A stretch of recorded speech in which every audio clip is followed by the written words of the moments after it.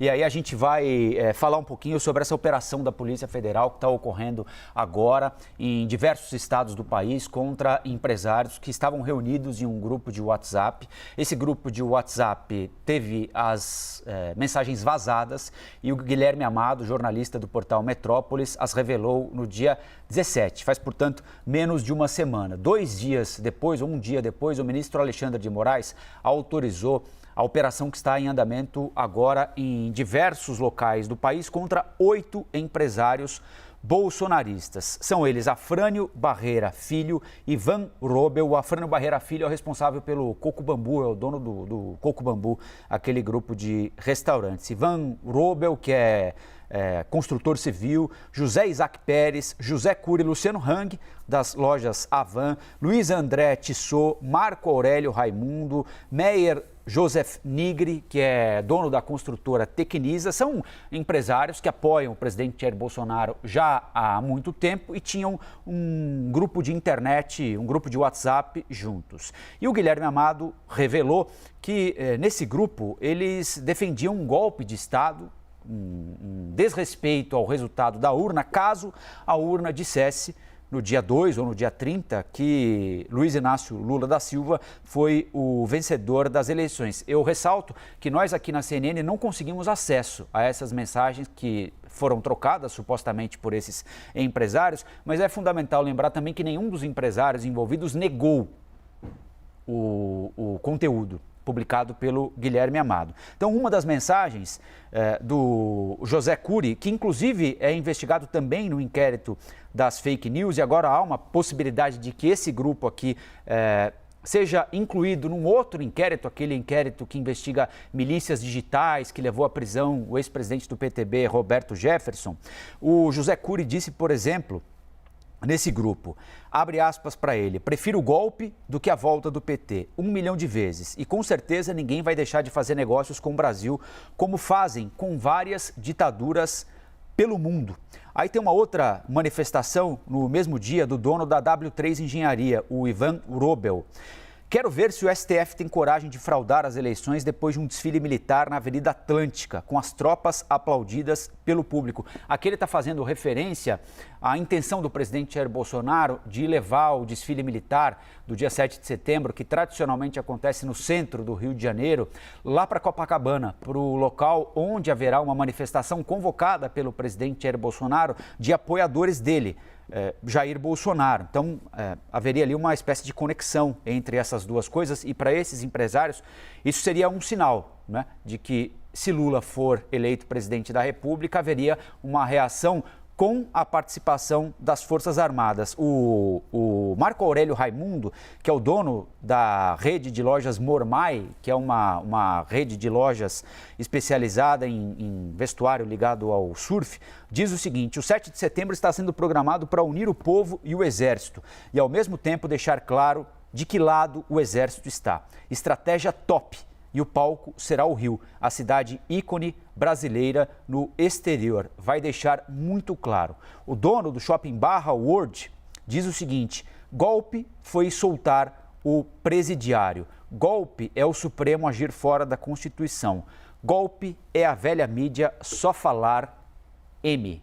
3 pontinhos. Essas são algumas das mensagens que estão nesse grupo que foi descoberto, que teve o conteúdo descoberto pelo jornalista Guilherme Amado. O presidente Jair Bolsonaro falou recentemente a respeito disso, né? Ele foi perguntado a respeito disso e desqualificou o jornalista. O ministro Dias Toffoli, que na sexta-feira passada nos deu uma entrevista aqui, disse que isso é suicídio, porque os empresários estão colocando em risco o próprio negócio deles. Diferentemente do que disse um dos empresários aqui, segundo o ministro Dias Toffoli, não haveria ninguém disposto a fazer negócios com um país cujo sistema eleitoral não é respeitado por quem está no poder, e esse desrespeito tem suporte, apoio de uma parcela do PIB. A gente vai girar a nossa reportagem para entender um pouco melhor o que é que está acontecendo, onde esses mandados de busca e apreensão estão sendo cumpridos, com a repórter Soraya Lauan,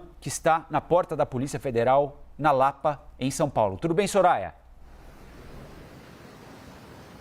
Oi, Rafa, tudo bem? Bom dia para você, para a Stephanie, a todos que nos acompanham aqui no Novo Dia. Como você dizia, né, a apuração de hoje cedo do Daniel Adjuto, também do analista de política lá de Brasília, Gustavo Uribe, e do jornalista também Vianney Bentes, que confirmou a realização dessa operação da Polícia Federal, que segue acontecendo na manhã desta terça-feira e cumprindo aí 23 mandados de busca e apreensão aqui em São Paulo, também no Rio de Janeiro, Rio Grande do Sul, Santa Catarina e no Ceará. Ao todo são 10 endereços, 3 deles de um único empresário, do Luciano Hang, das lojas Avans. Seria aí uma residência, a casa de veraneio e também um escritório, isso lá em Santa Catarina. As buscas foram autorizadas pelo ministro do Supremo Tribunal Federal, Alexandre de Moraes, isso na semana passada, no último dia 19. Bom, essas denúncias aí surgiram a partir de uma reportagem do jornalista Guilherme Amado, do Portal Metrópolis, que obteve essas mensagens que teriam sido trocadas aí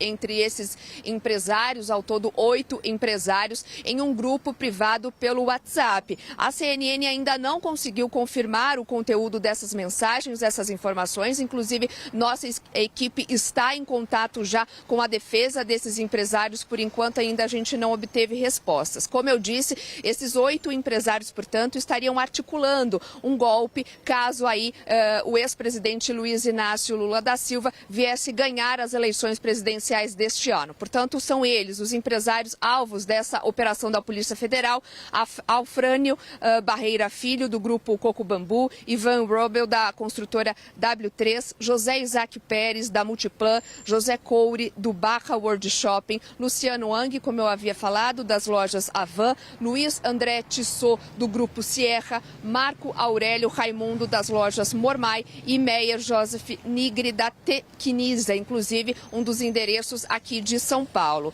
O ministro Alexandre de Moraes também teria aí autorizado a quebra de sigilo bancário e oitiva dos empresários. As contas nas redes sociais também foram bloqueadas, com o único detalhe que ainda nem todas as contas foram bloqueadas, né? Ele fez esse pedido de bloqueio, mas ainda não foram bloqueadas todas, né? No último dia 18, inclusive, aqui no Live CNN, né, eles revelaram em primeira mão o pedido de 4 associações de juízes e juristas ao Supremo Tribunal Federal, que incluem, então, esse grupo de empresários nas investigações de inquérito das milícias digitais. E a gente segue aqui na Polícia Federal, no bairro da Lapa, como você falou, né, Colombo, acompanhando esse dia de operação. Devolvo para vocês. Obrigada, Soraya. Então, nossa reportagem acompanhando essas diligências da Polícia Federal, e acaba de chegar aqui, encaminhada pelo nosso produtor lá de Brasília, o Vianney Bentes, a nota da Polícia Federal assinada pela Coordenação Geral de Comunicação Social. São 35 policiais federais participando dessa operação neste momento. A nota diz que a Polícia Federal cumpre, na manhã de hoje, 8 mandados de busca e apreensão expedidos pelo Supremo Tribunal Federal, pelo ministro Alexandre de Moraes, nos estados do Rio Grande do Sul, Santa Catarina, São Paulo, Rio de Janeiro e Ceará. Essas ações, segue a nota aqui encaminhada pela Polícia Federal, ocorrem no âmbito de um inquérito policial em tramitação no Supremo. Portanto, o assunto está em tramitação no Supremo Tribunal Federal e a Polícia Federal na rua hoje de manhã, nessa operação de busca e apreensão contra 8 empresários ligados ao presidente Jair Bolsonaro. Vamos de Brasília? Vamos de Brasília. Queria só aproveitar aqui para trazer mais um trechinho de uma das mensagens obtidas pelo Guilherme Amado, do dono da Mormai. Ele diz o seguinte: se for vencedor o lado que defendemos, isso quando ele propõe ações extremas para defender o governo Bolsonaro, citando a Revolução Francesa e a Guerra Civil dos Estados Unidos. Se for vencedor o lado que defendemos, o sangue das vítimas se torna sangue de heróis. A espécie humana sempre foi muito violenta. Os bonzinhos sempre foram dominados. É uma utopia pensar que sempre as coisas se resolvem na boa. Queremos todos a paz, a harmonia e mãos dadas no mesmo objetivo, mas quando o mínimo das regras que nos foram impostas são chutadas para escanteio, aí passa a valer sem a mediação de um juiz. Uma pena, mas somente o tempo nos dirá se voltamos a jogar o jogo justo ou se vai valer pontapé no saco e dedo no olho, escreveu o dono da Mormai.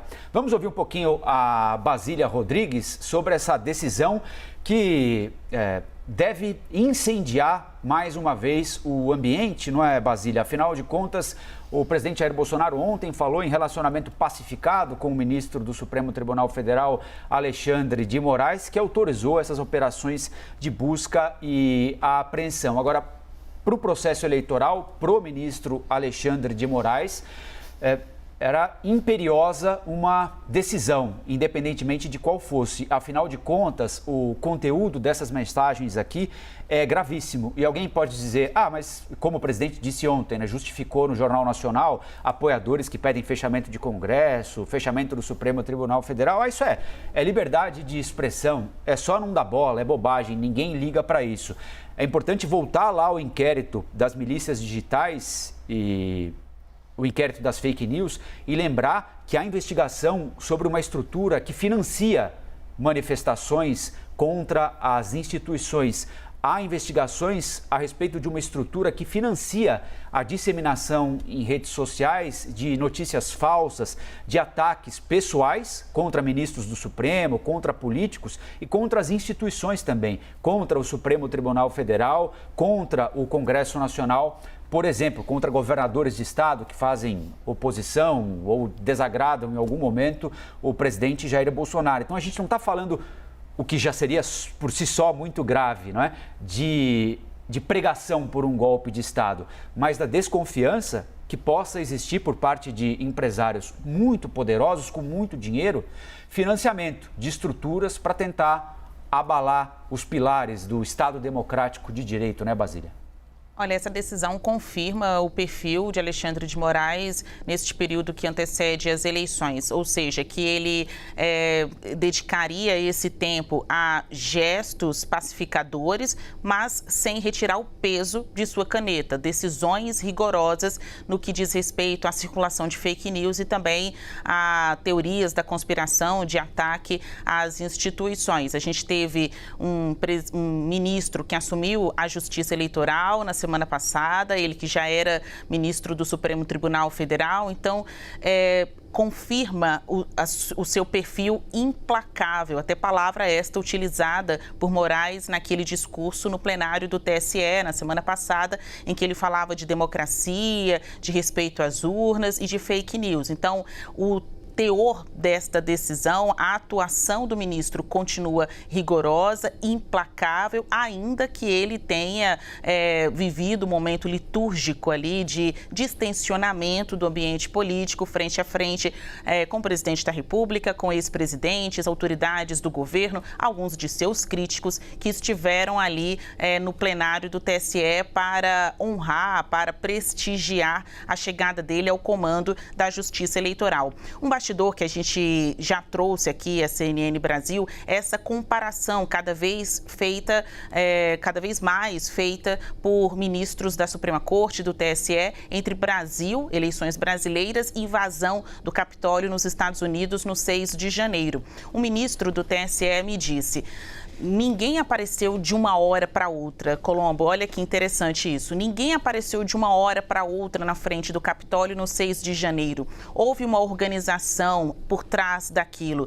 Por que no Brasil seria diferente? Esses ministros costumam dizer que a democracia brasileira está sofrendo dos mesmos sintomas da democracia americana. Lá culminou na invasão do Congresso americano. E aqui no Brasil, o que pode acontecer? Parte destes sintomas tem a ver com esses ataques, desde influenciadores, internautas, pessoas comuns, a também empresários, pessoas que têm prestígio junto ao poder e capital. De que forma esse descontentamento com as instituições, com uma eventual derrota de Bolsonaro, podem estar sendo traduzidas em financiamento para atos, para ataques à democracia? É isso que a investigação quer descobrir. O ministro Alexandre de Moraes tomou essa decisão, tão logo aí as primeiras horas do dia. A gente sabe que a Polícia Federal, quando sai em missão, é bem cedo. cedo, 5 da manhã. Então, tão logo veio a divulgação destas mensagens por meio do nosso colega Guilherme Amado, do portal Metrópolis. Advogados e associações de juristas, de advogados também entraram com pedidos na Justiça e hoje Moraes colocou a Polícia Federal dentro dos endereços ligados, relacionados a estes empresários. Então, a invasão do Capitólio, dizem os ministros do TSE, não aconteceu de uma hora para outra. As pessoas não apareceram de uma hora para outra ali na frente do Congresso americano. E aqui no Brasil, que está sofrendo destes sintomas de golpismo, o que pode ser feito para se evitar um alvoroço como no 6 de janeiro lá e que aqui no Brasil pode ser, na avaliação destes ministros, reeditado num 7 de setembro ou num 2 de outubro, me referindo aí às datas da independência e do primeiro turno das eleições.